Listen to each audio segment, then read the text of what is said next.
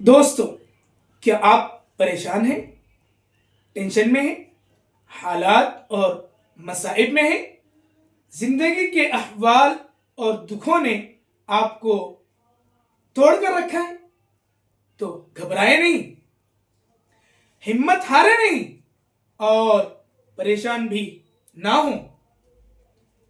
ان حالات میں آپ نہ ٹوٹیں، اپنی منزل کا، اپنے راستے کا خود اپنے آپ ہی انتخاب کریں، کیونکہ آپ خود ہی اپنے آپ کو سب سے زیادہ جانتے ہیں۔